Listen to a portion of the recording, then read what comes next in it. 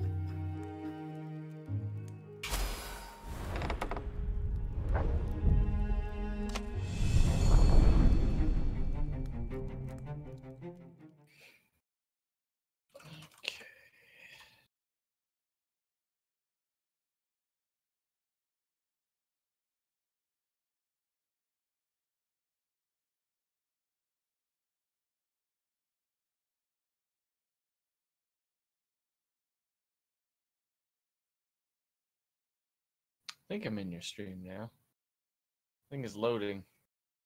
I see. Okay.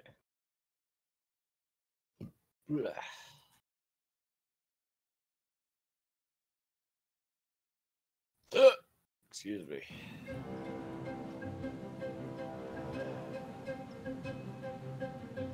Renato picked himself off the deck. They were alive.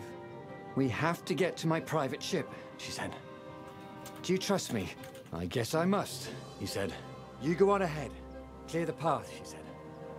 I can't kill my own soldiers. He wanted to say that he didn't trust her, but he had no idea what he was getting into. But he had no choice, did he? He was following his heart. That's what it means to be a hero. You had to follow your heart.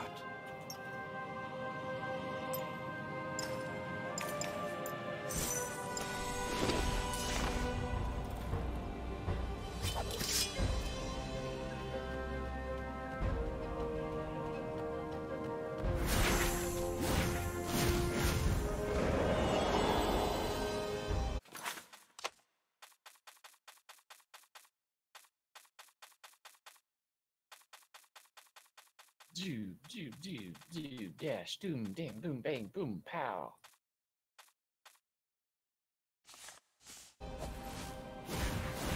Volumes, switchy, changey.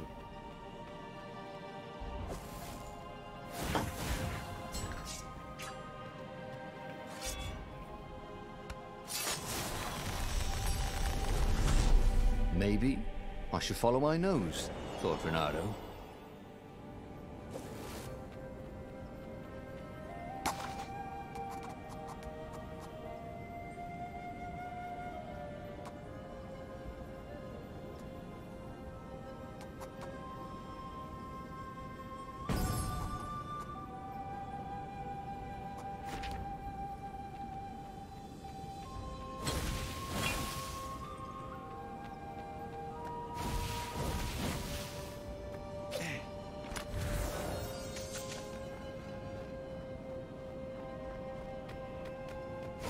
The rock felt hot in his hand.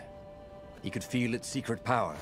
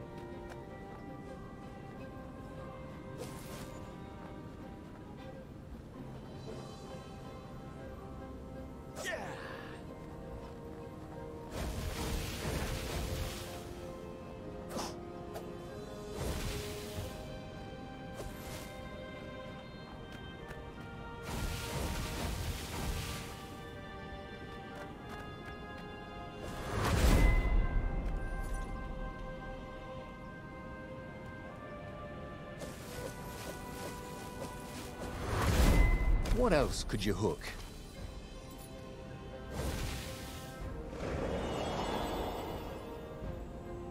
They paused to catch their breath. It was strange to be so close to her. What are you thinking? He asked. I'm trying very hard not to think. Me too, he said. Up ahead, he could see the thin silver of Zenobia's personal ship. It looked fast. They would leave all this behind.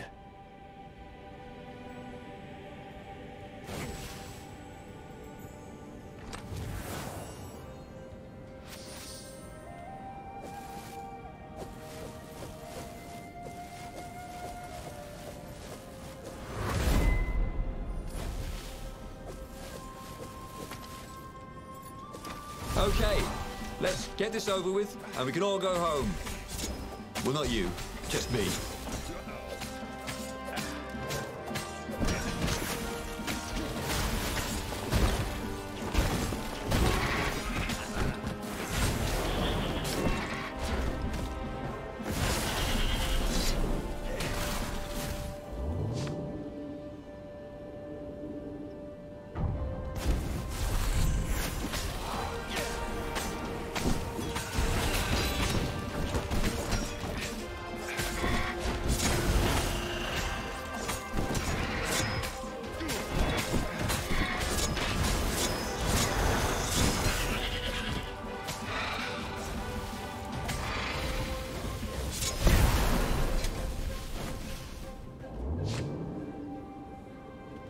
A very clever engineer named Elon Muskrat got to start making floating platforms.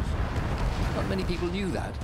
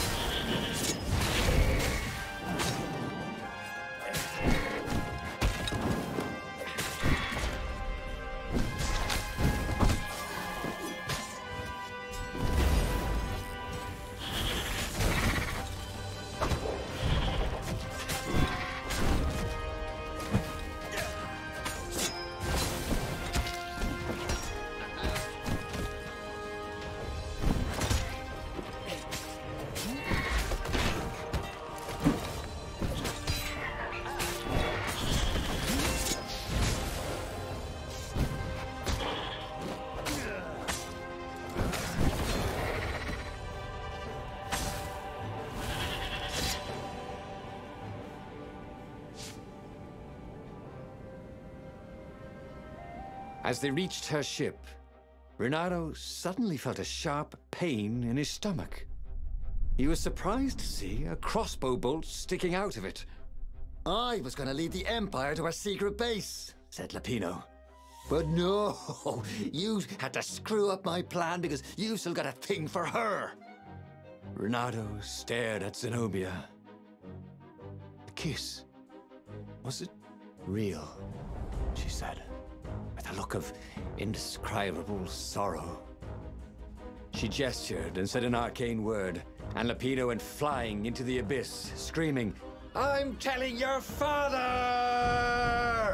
Then she knelt down to cradle his head, and her paws felt very soft and warm. Oh, damn it. He'd lost again, and died. But there was burning Ubar behind him. He still had all his destinies ahead of him. But he'd learned another true thing. Lapino was a traitor. Renato had suspected there was something wrong with the Mad Rabbit. But now he knew there was malice behind his goofiness.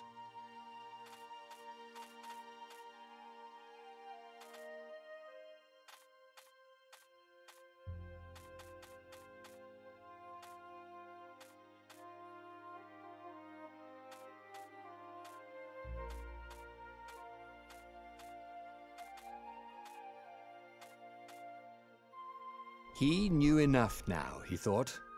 All these truths tumbling around each other in his head. There must be a way to puzzle the pieces together.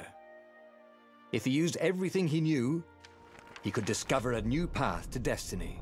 The book's pages fluttered to the beginning once again. Faster than before? And he fell. The clouds parted over the Isles of Boreas. It was time to choose. The rebellion was in trouble. Ravens were scouting for the secret rebel base. They needed a game changer. Pieces of the Sky Ripper had surfaced.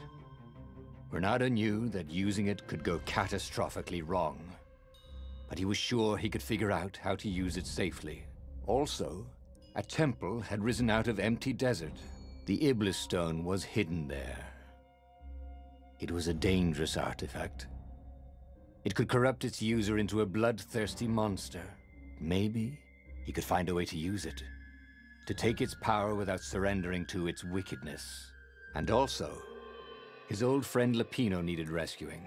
Of course, Renato had a pretty strong suspicion that Lapino had betrayed the rebellion, and he had a gut feeling that he needed to use that to his advantage.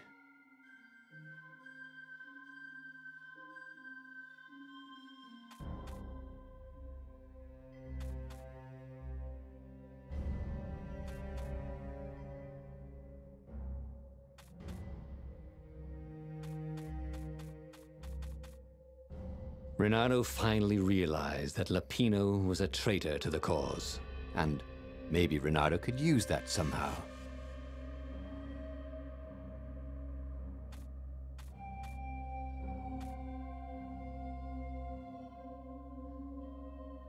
Renato couldn't quite put his paw on when he'd realized Lapino was working for the Empire. He'd never exactly seen Lapino sending coded messages to the palace, but he was sure. The rabbit had been on too many disastrous missions where he was the only survivor, or where he accidentally missed getting on the boat that went down to the abyss in flames. If Renato could prevent Lapino from getting back to the fleet with all the intelligence he'd probably gathered, it might be worth the trip.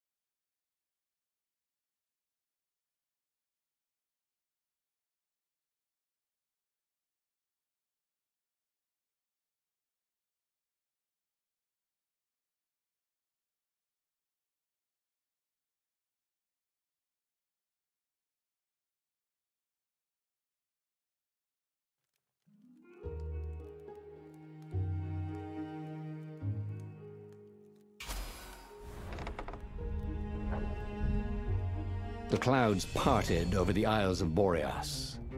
It was time to choose. The rebellion was in trouble. Ravens were scouting for the secret rebel base. They needed a game changer. Pieces of the Sky Ripper had surfaced. Renato knew that using it could go catastrophically wrong. But he was sure he could figure out how to use it safely. Also, a temple had risen out of empty desert. The Iblis stone was hidden there. It was a dangerous artifact. It could corrupt its user into a bloodthirsty monster.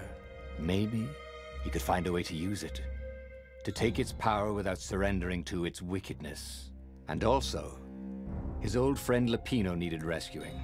Of course, Renato had a pretty strong suspicion that Lapino had betrayed the rebellion, and he had a gut feeling that he needed to use that to his advantage. Renato finally realized that Lapino was a traitor to the cause, and maybe Renato could use that somehow.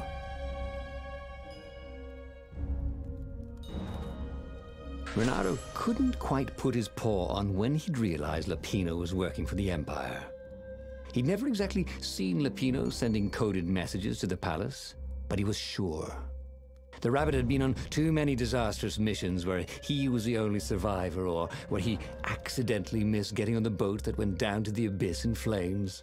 If Renato could prevent Lapino from getting back to the fleet with all the intelligence he'd probably gathered, it might be worth the trip.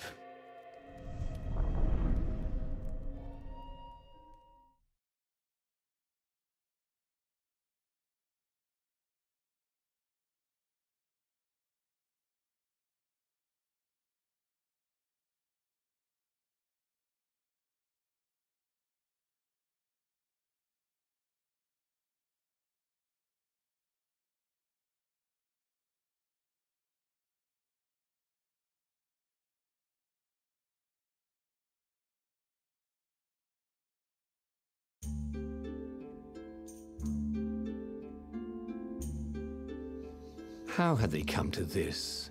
They'd been on so many adventures together. Lapino had talked Renato out of prison at least 4 times, and Renato had rescued Lapino from at least 2 lynch mobs.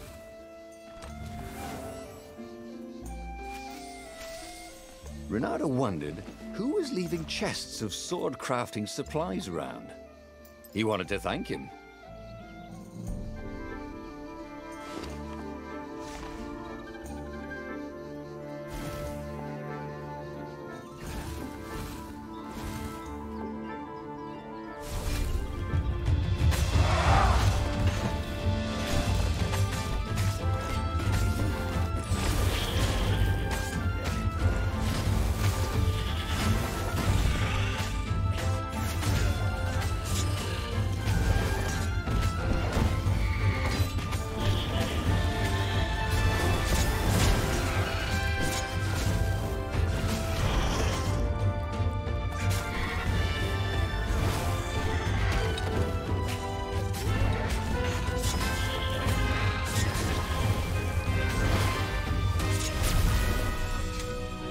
He'd always felt that the rabbit resented him. Lapino was hilarious because he was so down on himself and everyone else. But behind the laughs, he wasn't a happy camper. Was this payback? Or did the Empire have his little white tail in a vice?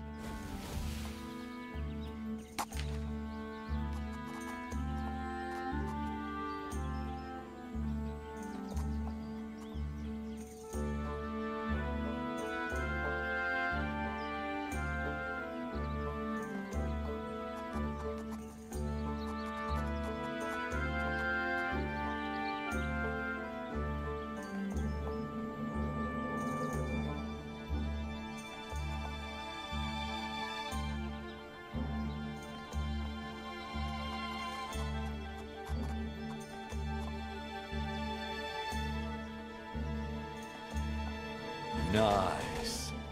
That could be useful.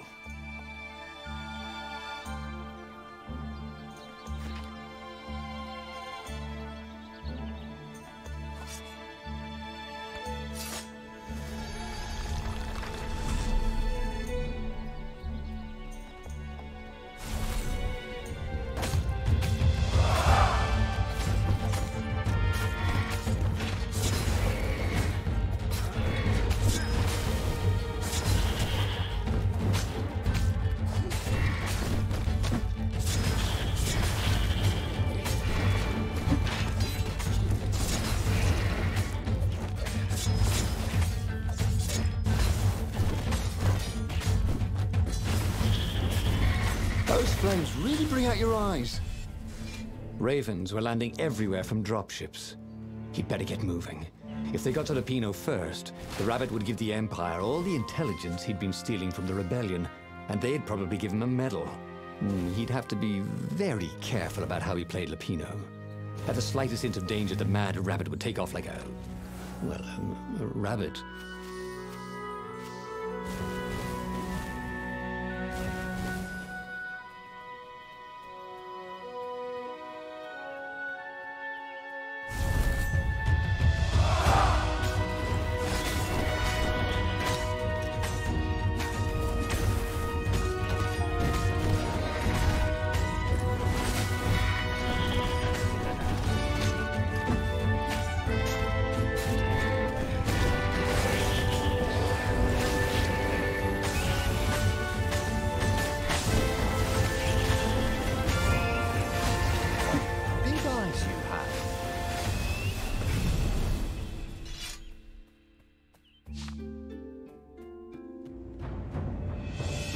Lapino would betray him. The core was dangerous. Now, Renato had a fleeting idea that the two ideas went together somehow. And then it was gone again. Ah, damn ideas. They never stuck around when you needed them.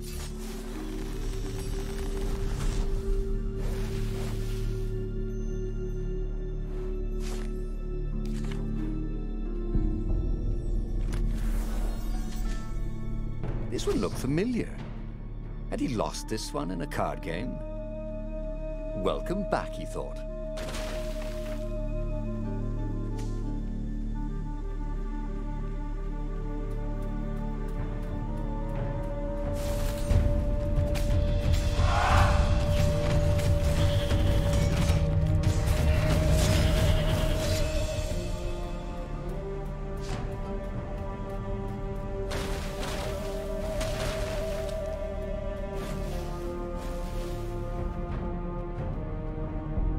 Bloody and exhausted, Renato finally reached Lapino.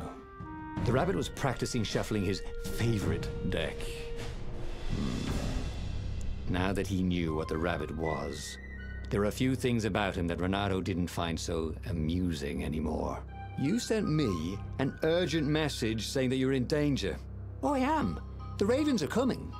Now, I've got a clever plan to kidnap Zenobia. Renato wanted to clap shackles on the rabbit and shout, "You're a traitor, and I'm not falling for it." But if there was one thing Renato was sure of, it was that the core of the Sky Ripper was dangerous mostly to its user. If he could put it in the Emperor's hands, old Isengrim III might blow himself and his fleet up with it. Yes, that was it.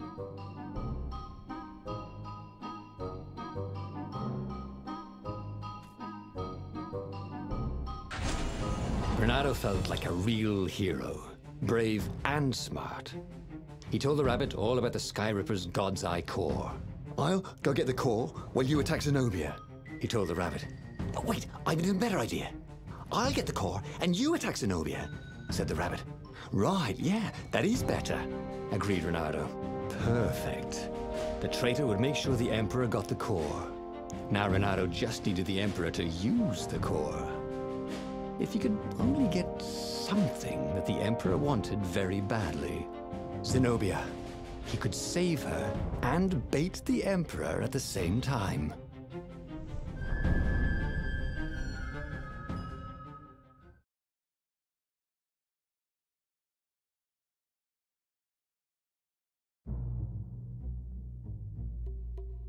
Right.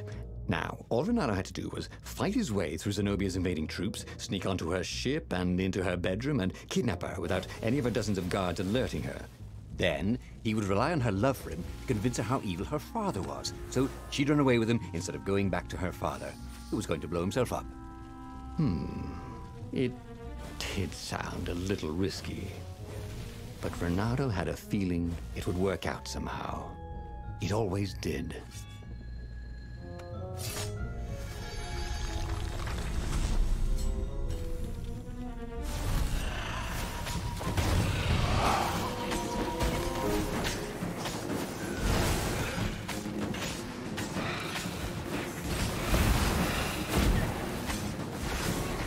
barely landed a claw on it.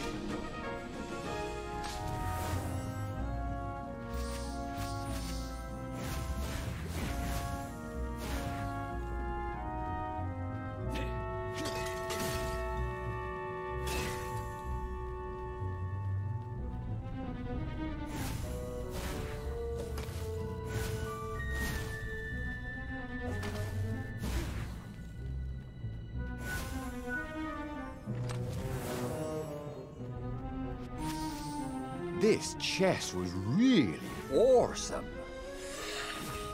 See what I did there?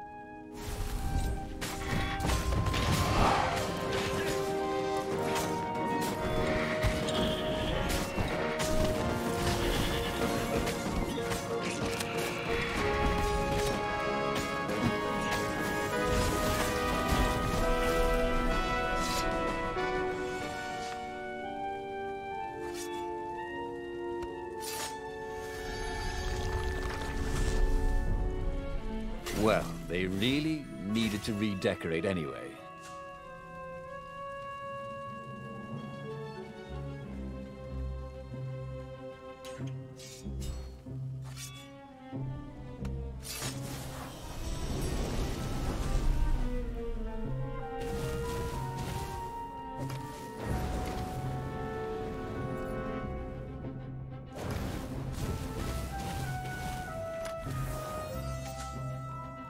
Magical jewel. Bernardo couldn't wait to find a workbench.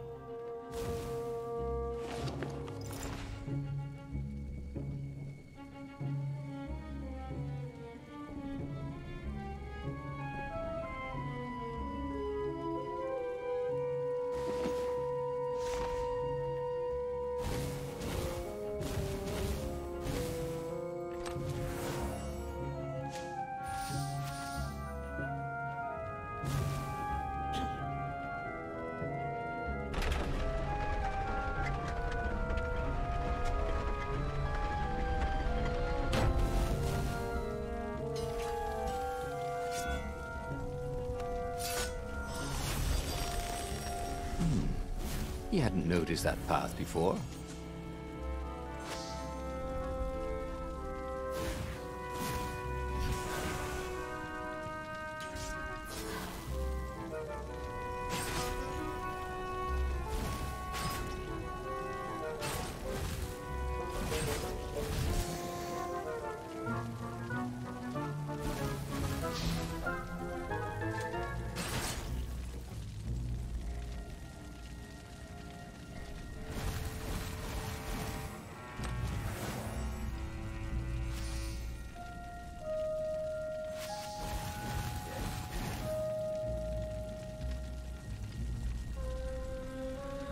Open, says me.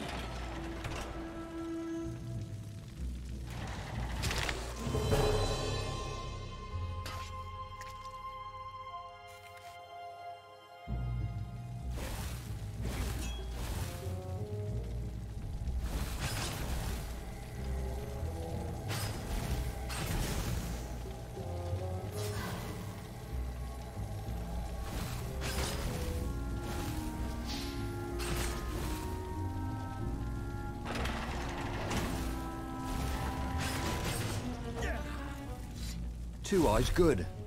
One eye dead.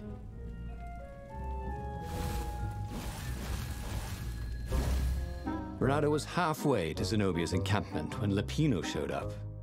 He was disheveled and distraught. They jumped us. I barely got away. Oh, they got the core. Oh, it was all going according to plan, thought Bernardo. Now he just needed Zenobia on his side.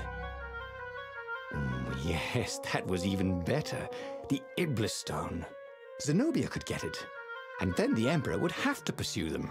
Wait, no. The gem would corrupt anyone, even her. That's it, he thought. Even Lapino.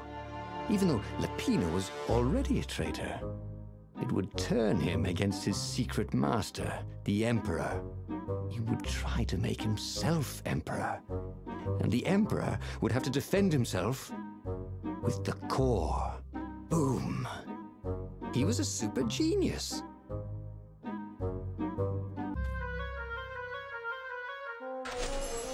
This is terrible, Renato told the rabbit. If only I had gone for the Iblis stone. But now it's lost in enemy territory. He handed Lupino a map. It gives the bearer so much power. We can only hope the Emperor never finds it. What was that? Said Lupino. I think someone's following us. I didn't hear anything. Rabbit ears. You go on ahead. I'll check it out. And with that, Lupino hopped off with the map.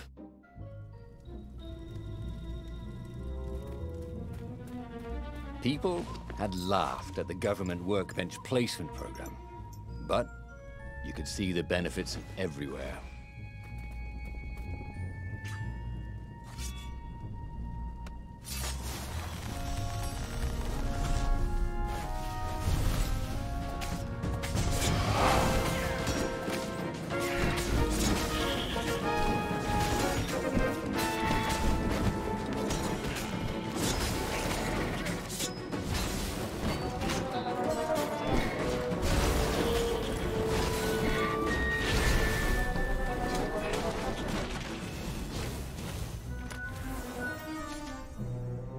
Sensed the jewel's power. He had a feeling they were going to be great friends.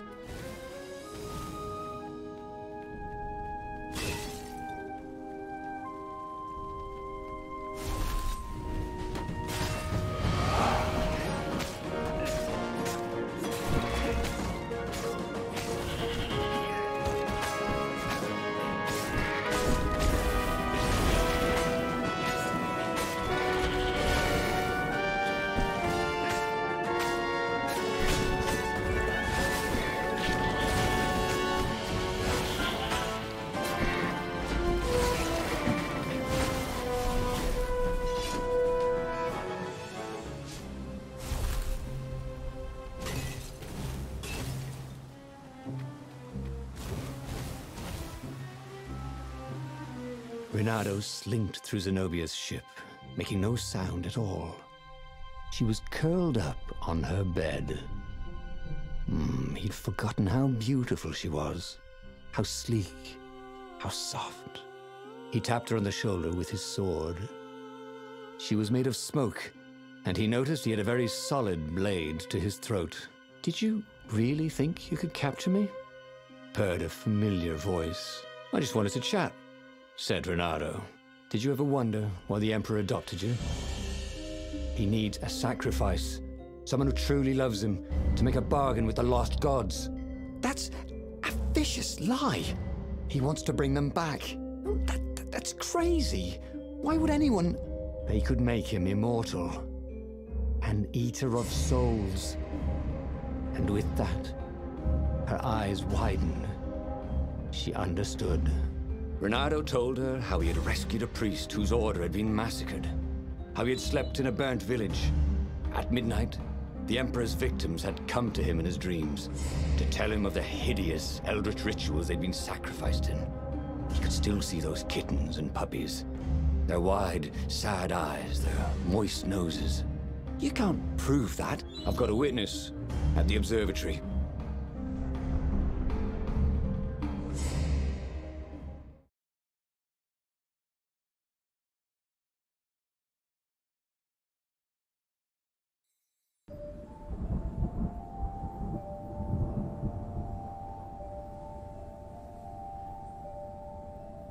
He couldn't tell her, not yet, why he was really here.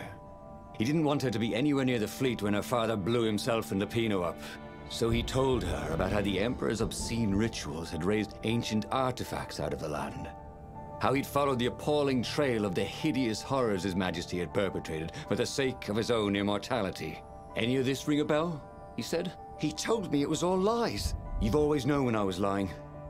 I always hated that about you," said Renato. The rebellion had started after atrocities that the Empire hushed up. Renato had rescued a priest whose order had been massacred for one book. He had slept in a burnt village. Dead kittens and puppies had come to tell him what the Emperor had done to them.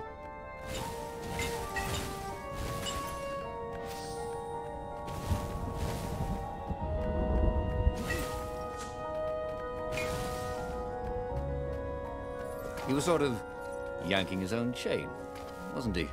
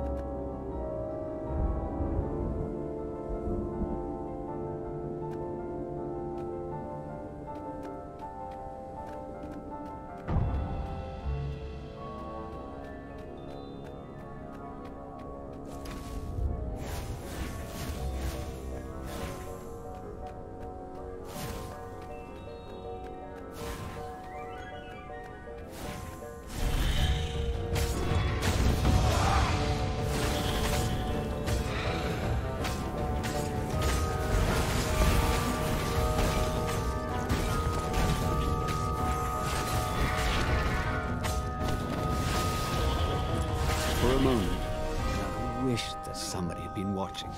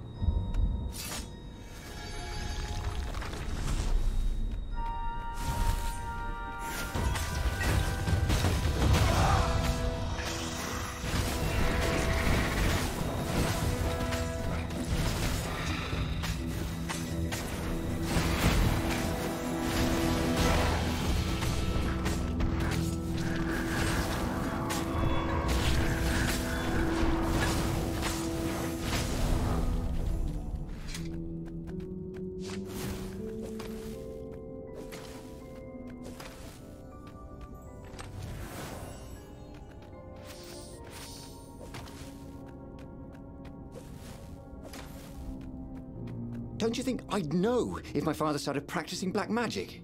Why? Would you join in? No! I'd destroy his books and I'd... Oh, God. Okay, you're not completely wrong. They've resurrected one of his victims. Well, look, I mean, look, it's not exactly alive, but it can talk. A true witness, she said.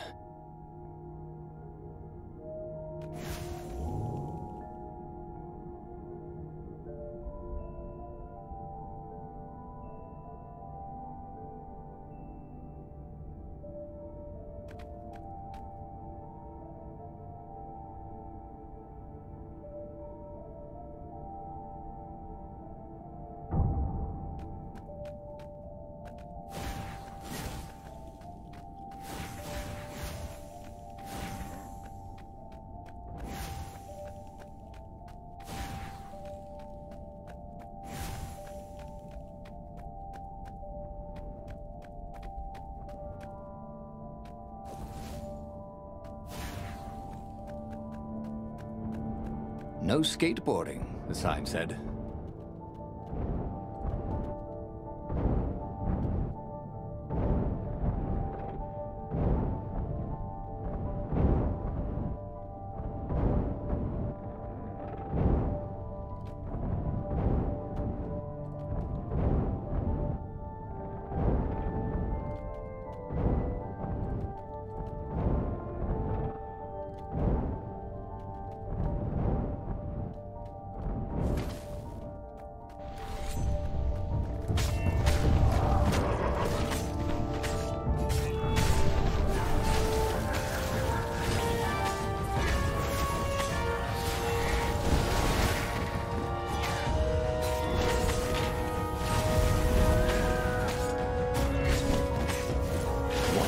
Raven can't fly, thought Renato.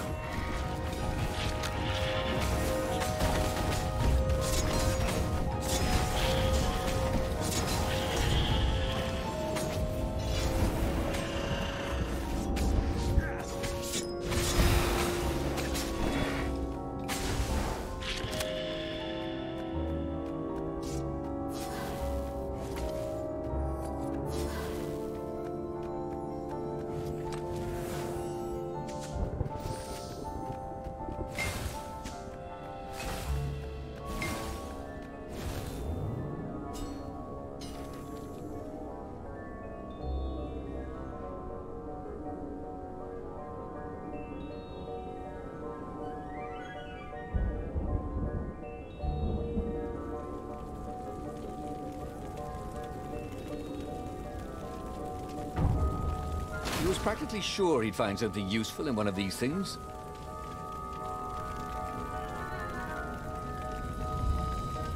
The observatory was a burning hulk. Dead scientists and black feathers everywhere. The Ravens had taken special care to burn the reanimated witness to cinders. Zenobia stared at the carnage. He didn't want me to hear the witness, did he? I guess not. What's your plan? She asked. So, Renato explained his brilliant gambit. Sending Lapino to get the Iblis Stone, become super powerful and corrupted, provoke the Emperor into using the core against him, thus blowing up both of them, and hopefully the fleet too. Let me visit your council, she said, shaken. I want to help. Could he really trust her?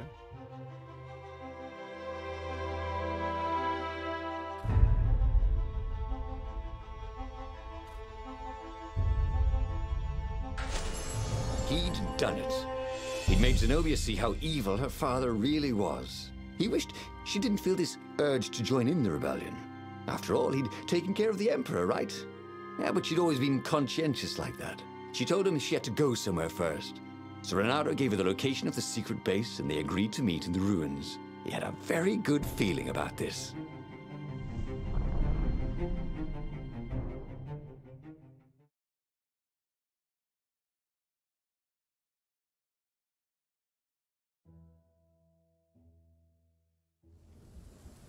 What had Zenobia gone off to do? What was more important than meeting the rebel council? Had he made a mistake, sending her to the ruins? No. He knew they could trust each other. He could trust her because she never broke her word. And she could trust him because she could see right through him. Well, she'd probably be there well before him. She at least didn't have to fight her way through rainstorms of ravens.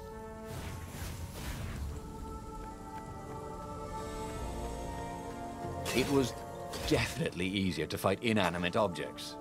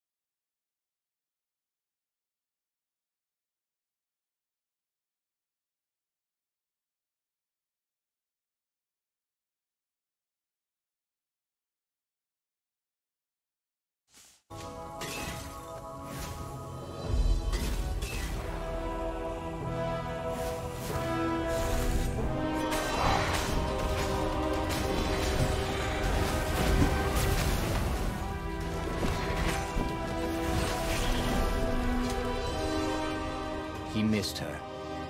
Not Zenobia. Hypatia, the kid's mother. Renato had never thought he'd date a librarian. He'd always figured himself for the barmaid type. But then, he'd never figured the library of Ubar would have comic books, or that Hypatia would know anything about them. He missed her.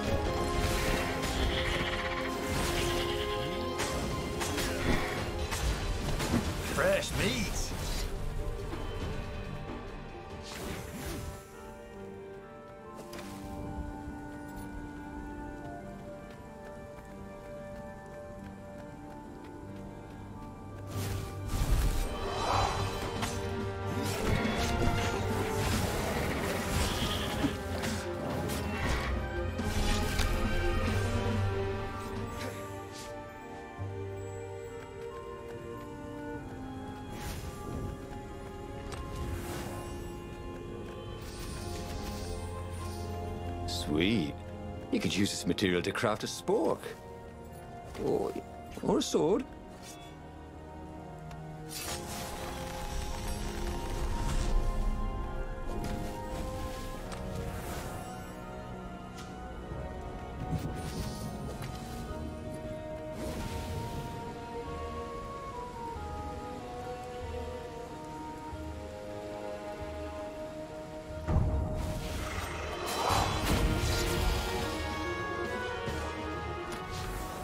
This chest had teaspoons stolen from every inn in Boreas. Oh, and something more useful.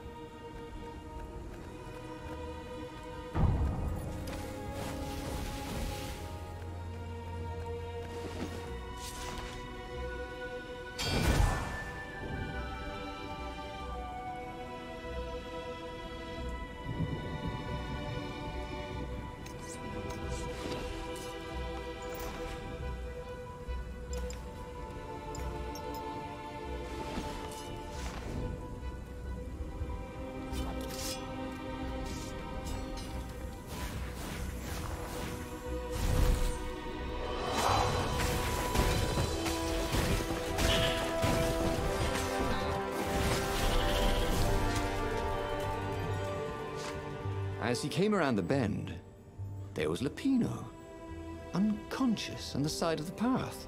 And Renato could smell a familiar, sweet, smoky scent. Who? Zenobia. It had to be. She never used a combat spell when she could use drowsy gas. That meant she had the Iblis Stone. What would it do to her? She hated her father now. She'd kill him for sure. The council wouldn't mind if she killed the Emperor, but murdering her father would destroy her. He had to get to whatever ledge she was on and talk her down from it. Who are you looking at? Oh, right. No one.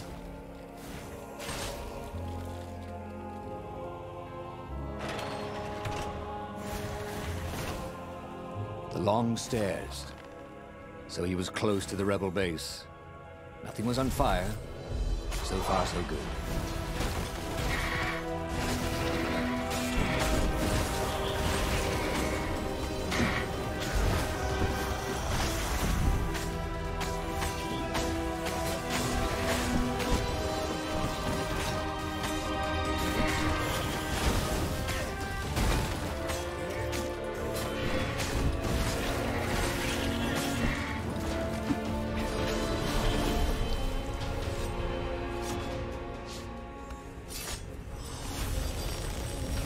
What's behind door number 2?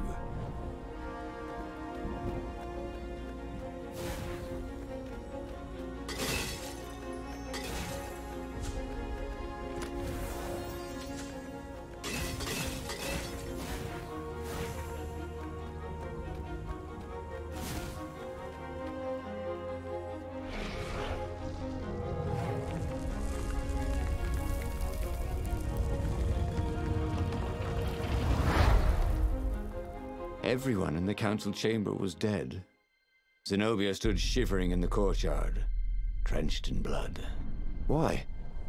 He managed. They started arguing with me. I lost my temper and I wanted their blood. Well, not me. The stone did. Why did you take it from Lupino? I had a plan. You had a stupid plan, she said. I'm going to go kill my father now. No, you can't. You'll just take his place. You'll become worse than him. Get out of my way, or I'll kill you too.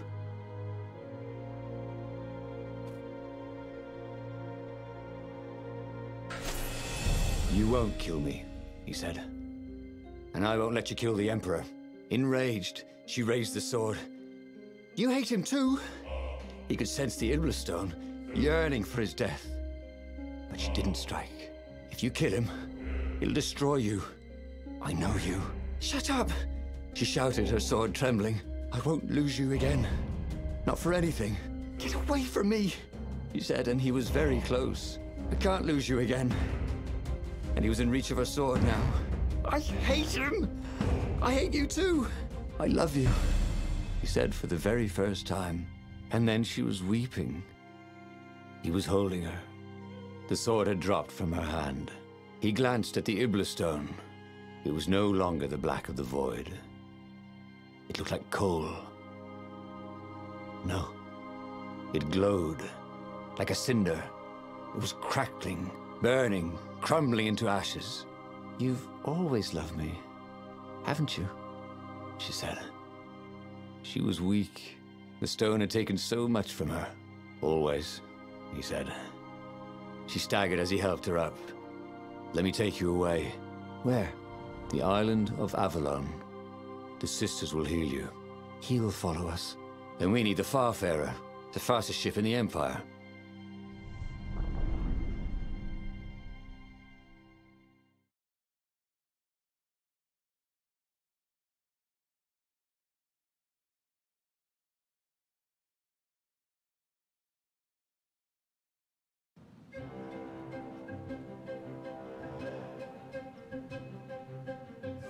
The Empire had seized his ship. They'd have to take it back.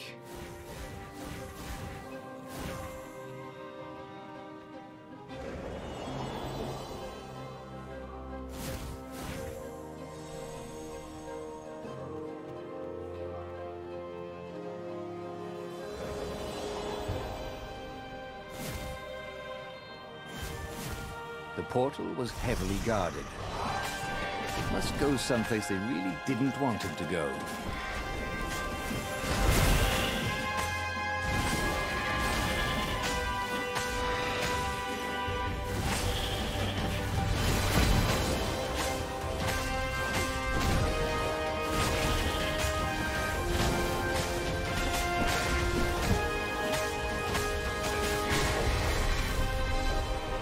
Zenobia was in no shape to fight.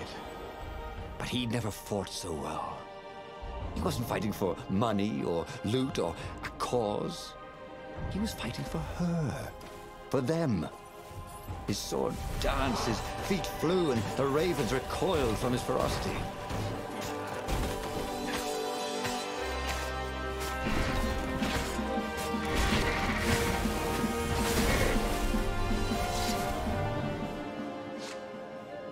There was an inscription.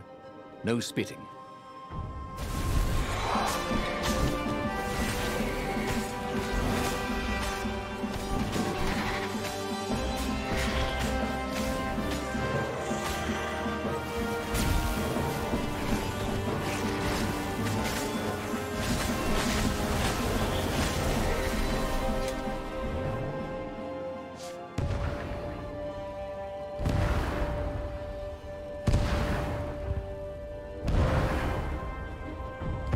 There it was, his beautiful skycraft, the Farfarer. Though it fare very far indeed, beyond the Empire, beyond the reach of the Empire, to the mystical island of Avalon. He didn't know exactly where it was, but he knew he could find it. And they would find peace there. Second star on the right, and straight on till morning, laughed Zenobia. And they laughed together for the first time in a long time.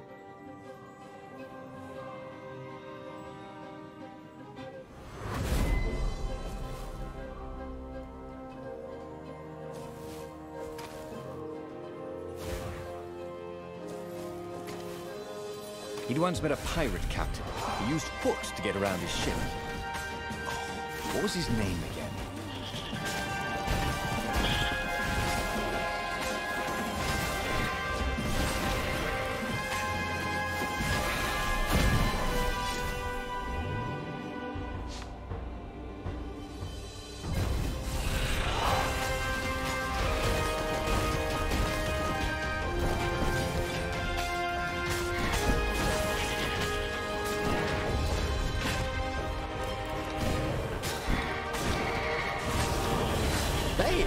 Welcome to Earth, Renato told the corpses. It was something he'd seen in a play once.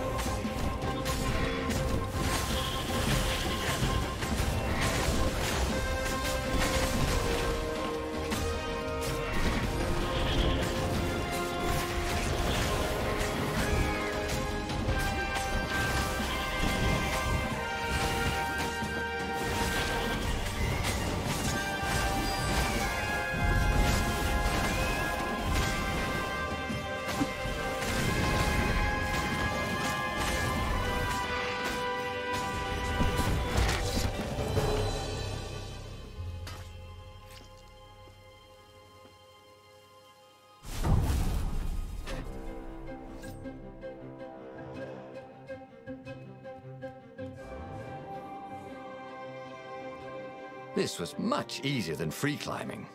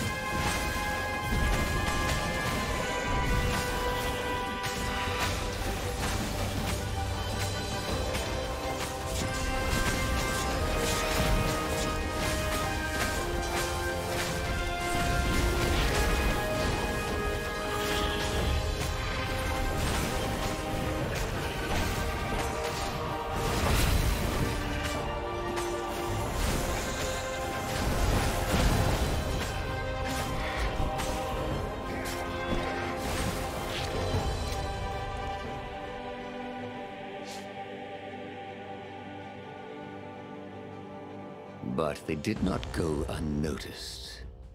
Scout ships lifted off, and the long lance of the Imperial flagship. Bernardo turned downwind to gain speed. The Raven ships could pursue, but they couldn't close. The Far Speaker croaked, "Return her and live!" "Go sacrifice yourself," yelled Bernardo. "Then you won't have her either." On the flagship, the Emperor was readying some arcane weapon. It couldn't be. It was the core. A devastating beam lanced out of the flagship. Bernardo zigzagged wildly to keep the Farfare out of it. Now the Raven scout ships were closing the distance, and the beam was getting closer too. Then came a blinding flash, and the air was searingly hot all around him. There was a thunderous, deafening roar. He could smell burnt oak and burnt feathers and burnt flesh. But when he could hear and see again, they were alive and unhurt. And they were alone in the sky. Zenobia embraced him. They had done it.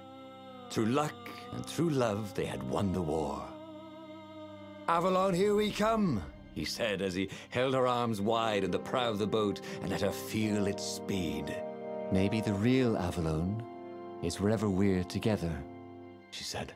And so, after a bit of an argument, Reynardo and Zenobia went to one of the two Avalones. The one shrouded in mists, or the one in their hearts. But which one they went to, I'll never tell.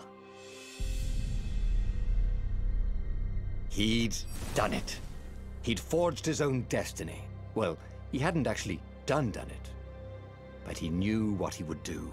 Reynardo smiled at the book. He practically wanted to kiss it.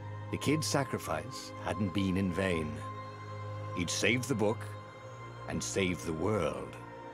Reynardo owed him and his mother so much. Reynardo lowered the mainsail and let the Farfarer shoot forward in the breeze. Second star to the right, and straight on till morning. This time, he would win.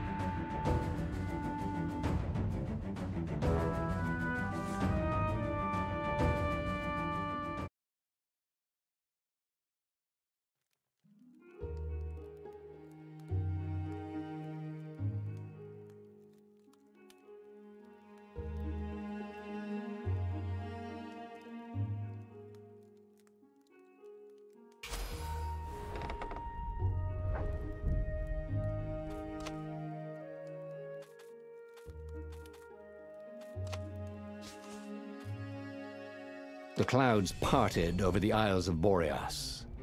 It was time to choose. The